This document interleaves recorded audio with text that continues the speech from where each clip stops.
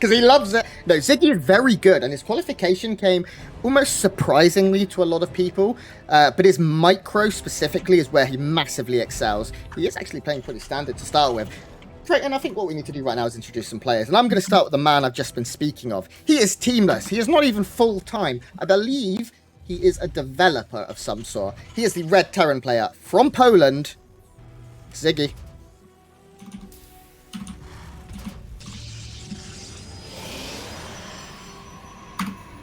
And in the bottom left-hand corner, in the blue, representing France. And is it Raise Your Edge Gaming? Yep. It is our Protoss player, PtitDrogo.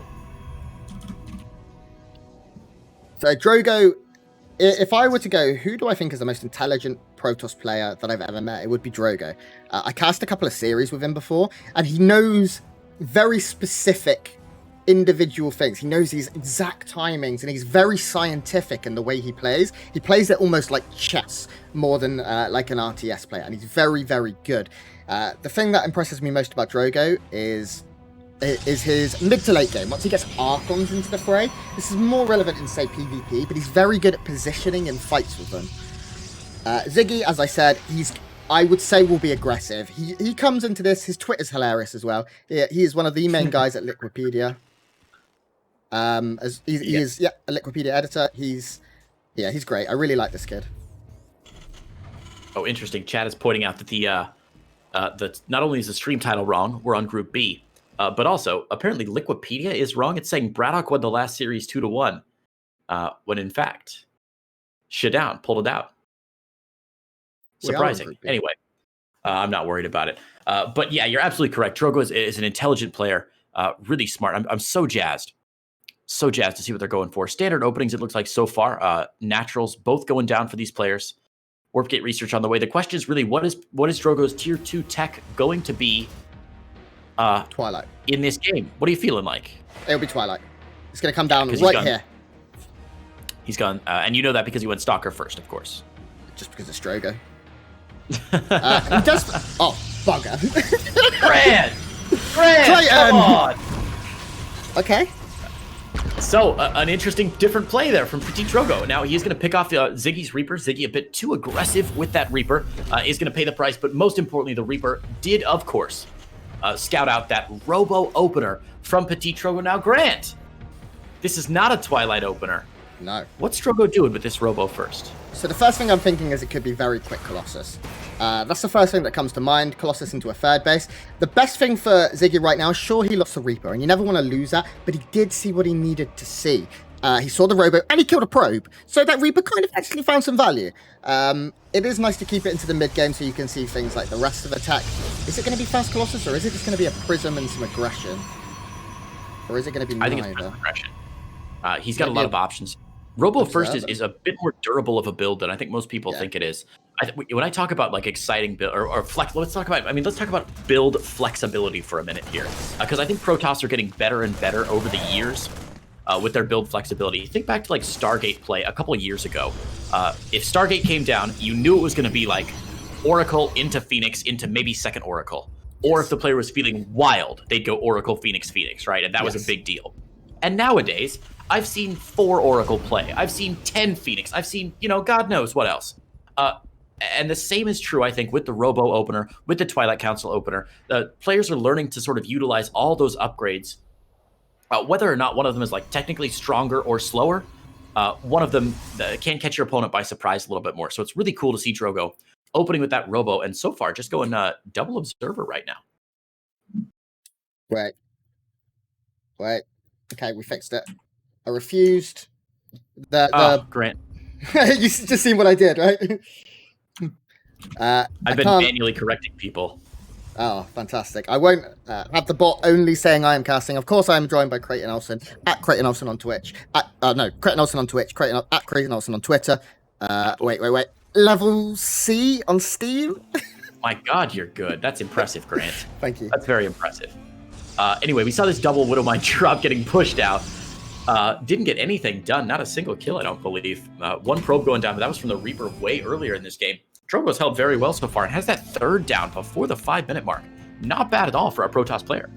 Yeah, Creighton's actually playing a Drogo's actually playing a slightly strange style because he went quick robo into a very healthy third timing, but he hasn't built any Immortals, he hasn't built any Colossus or anything. Instead, he just used it to get an Observer. 2 of them, I think, right? 3 of them on the map right now. What on earth? This is interesting from Drogo. Yeah, normally, of course, we see the if you see the Robo first, it's usually an indicator you want to get some Colossus on the map or some like an Immortal Sentry push or something. Charge lots, +1, and some Stalkers, and somehow Drogo is still making this work. And this is the point where we've got to ask ourselves, Grant, is PtitDrogo taking this game seriously? His build is strange.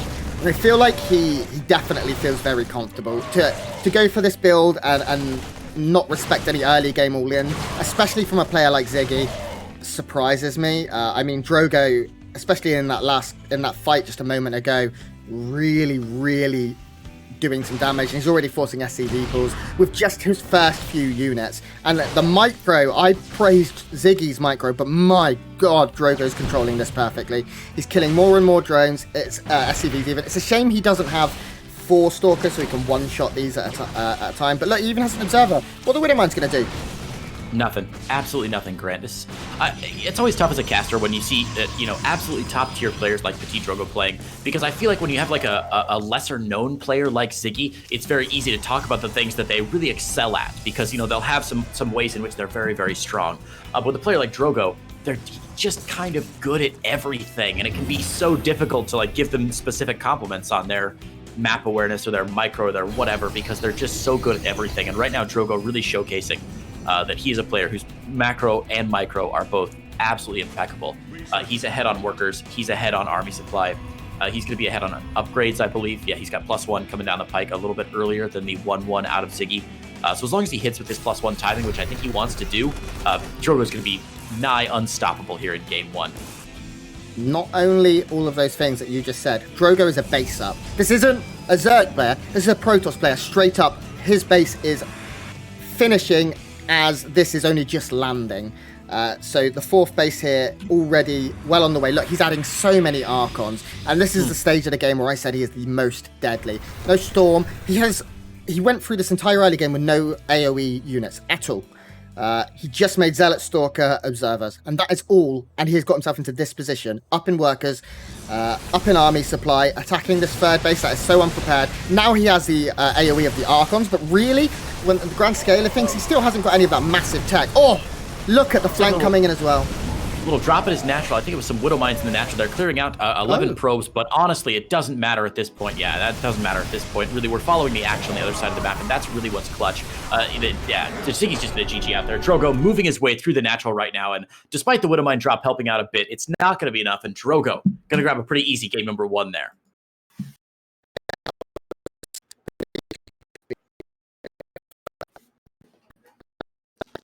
Grant, you're cutting out on me, buddy. I cannot hear you. Oh, there you are. I heard a very concerned. You're back. Okay, so sometimes this happens when I leave games of StarCraft. Anyway, I forgot what I was saying. Nope, gone. It's all right. That was probably the most one-sided game we've seen all day, I think. Yeah. The other series have been pretty tight. Even the 2-0 that we saw initially with Lambo and Rail, it was a 2-0, but Rail put up a really great fight against Lambo in both those games. This game, unfortunately, Ziggy just wasn't able to muster any sort of a defense, any sort of an attack. Drogo just put his boot down on Ziggy's neck right away and didn't let up. Ziggy just got crushed there. PtitDrogo got so much damage done with this early game. Like those Stalkers, that little attack he had of just Zealot Stalker took out like 2 tanks and 10 Marines or something crazy. What a fabulous engagement. Absolutely crazy control. His micro when he just had 3 Stalkers in the end was just crazy. Like he killed like 8-10 Marines with 3 Stalkers, and he was just moving back and forth. Now, I don't want you guys to write off Ziggy. Don't write him off. If you write him off, then you won't get to see any pictures of my dog. Oof. Ouch. Although I tweeted like 10 of them. I mean, look, we can't write off Ziggy. He's a grandmaster level player. Like, what are we talking about? Of course he's amazing. Of course he deserves to be here. Like we said earlier, every player that's been to this tournament has had the opportunity to get here through grueling qualifiers. If they're here, it's because they deserve to be here. And while the game one was a bit of a mismatch, we definitely shouldn't count Ziggy out just yet, for sure. Ziggy is 6,400 MMR. He is extraordinarily good. But the form that Drogo is in, right now, I would say, I really hope Showtime isn't watching, Drogo is the best Protoss in Europe. I genuinely believe... This is when Showtime pops into the chat just to give you a... Please the what face emote. Yeah. He's like huge, and he's got these arms that look like my legs. Like, he's massive. He'd kick my ass every day of the week, so I'd rather not. Okay, players are ready. I think Ziggy's going to proxy this game. When he qualified, he tweeted, "I qualified without proxying once." So now it is time for him to bring out what he is best at. Proxy Reapers, that is what Ziggy does. That's how I knew Ziggy before I knew Ziggy. And also, guys, if you like Liquipedia, if you've been checking the bracket today for Liquipedia, Ziggy is like the contributing editor. He's massive on Liquipedia. He is the backbone of that site, or one of. There's many of you, and I love you all. So don't be mean to him. Well, here in Group B, I think Ziggy might be one of our weaker players. He's got a tough road ahead, and he's certainly starting with one of the toughest players in the group. Drogo is terrifying. I mean, all of Group B is really scary. Have we talked about Group B yet? Let's introduce these players and talk about Group B a little bit, Grant, because this is seriously... we say the word stacked. We throw that word around a lot, but oh my gosh. In the bottom left, representing Team Raise Your Edge Gaming, a team I'm a big fan of. If any of the Raise Your Edge guys are here, you kick ass. Thank you. He is the blue Protoss player from France, the mad scientist of Protoss, Drogo. That's right, and his opponent in the top right-hand side in the red here on Ice and Chrome LE, representing Poland, it is Ziggy. So Ziggy isn't proxy, and I was wrong. I'll be wrong again. I really thought he may throw it out there, but it seems he's really working on a straight-up macro play, and I've got mad respect for that.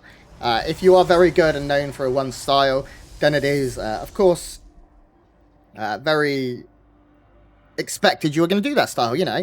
If, say, this was, let's go for Grim Reaper, then we'd all be going, where are the cannons? And I think Drogo most likely will be going, where is the proxy? He's probe scouted every game to make sure he's not playing against that. And, I think it's nice of him, you know. It's good for him to do this. It's great that he qualified. He's made money by qualifying.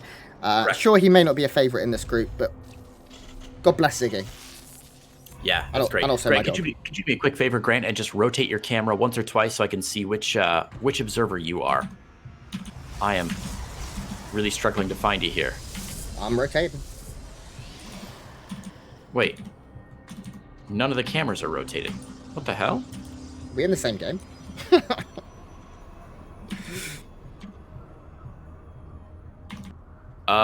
Okay, well, this is interesting. Wait, whose let me base see if I are can you see in right you. now? I am in the natural of the Protoss.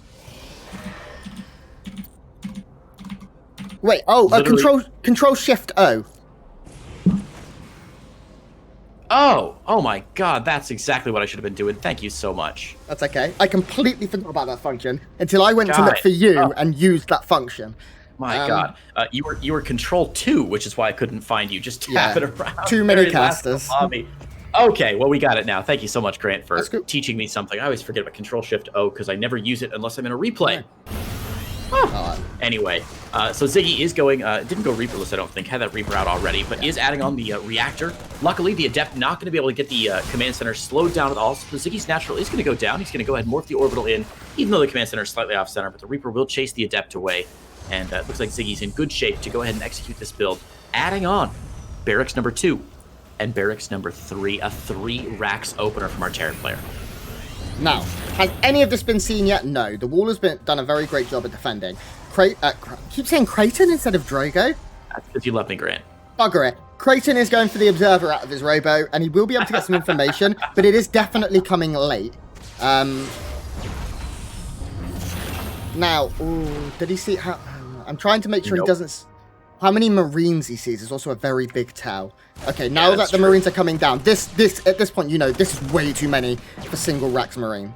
Yeah, especially with no tank fire coming down from the top side, from the main base. He's got to know about it now. Now, Grant, tell me about your experiences the last couple of weeks. I feel like in the last few weeks, last few months, I have seen more and more Terran players doing these 2 racks openers, these 3 racks openers, just being much more aggressive with their early game bio. Have you been noticing that trend as well, or is that all in my head? No, the one that I've seen a lot of is that concussive shell marauder push with maybe a proxy racks. Yes. Which is something I wouldn't have been surprised to see either, because that can be very scary. I saw Showtime do that a lot against Clem, and Clem handled it very well. That was in the semi-final of the PT Weekly, but on Monday. But it was very, very effective. Like, at times, Clem was moving across with 2 Marauders, 4 Marines, and killing like 6 or 7 workers in like the 3-minute mark. So I think that build is very good. We're seeing almost a kind of variation. It's a later variation of it now with concussive shells. No stim yet, although stim will be done. So this is +1 concussive shells and stim. Moving across the map into a Protoss player whose army is 3 Stalkers. Sentries we don't count, and Adepts, well, they count as like half a unit. So in terms of straight up fighting, what kills these Marauders? Drogo's playing so greedy. The disruptor 3 minutes from now? Maybe if these Marauders like have a nap. Well, remember, every stim that goes down, of course, there's no medevac here to heal up any of these units here, so these damaged Marines and Marauders are straight up damaged. There's nothing to be done to fix them. It's like every boyfriend your little sister has. They're damaged, and they can't be fixed. No! The Adept's going to get... No, Adept's not going to get on top of them here. But that does mean that Drogo does have a bit more ability to defend here. And the longer Ziggy waits around, the longer he sharks around, the better chance Drogo has to defend against this. And honestly, since we've been talking about this attack, Drogo has built up more and more in his main base to try and defend against this. And I think he's in much better shape now. Yeah, I think credit to Ziggy. I really like the build. I like what he went for here. But I think if you're going for a 3 racks timing, you hit the timing 1+1 finishes. Even if it looks a little scary, stim was done. He had to go. He's going to do it. No, he's not going to do it now. Force field doesn't catch anything there particularly, but 1 Marine went down prior. Because right now, look, Drogo's up to 61 workers. He's still producing 3 probes at a time. His first Colossus is on the way. And what tech is there for? There's still not even a starport. Yeah, this is rough. There's the engagement going down here. 1 Colossus is out. The Colossus is going to wheel back here via shield battery, keeping it alive for a while, though. And that's, oh man, the Colossus is going to live, and Ziggy gets destroyed here. As you were saying, Brent, this build, the 3 racks opener with Terran players, is so delicate. It's one of those builds that stands on the edge of a knife. Like, you can't be a couple seconds late. You can't be a couple seconds early. You got to hit really strong. You can't get scouted. There are so many things that can go wrong with a build like this, and unfortunately, Ziggy just wasn't able to roll the dice and make it work out this time. I think Drogo is just going to be able to march across the map and maybe just straight up win with this army. If not, he'll at least force the 3rd base back. He'll cripple his opponent. No Warp Prism out just yet, so he won't be able to reinforce this push. But even without reinforcements, this is a very dangerous looking push here from Drogo. Yeah. SCV's being forced off the line. You do not want SCVs forced off the line against one of these big octopus-looking buggers because it absolutely shreds them. You can see now, not even... GG!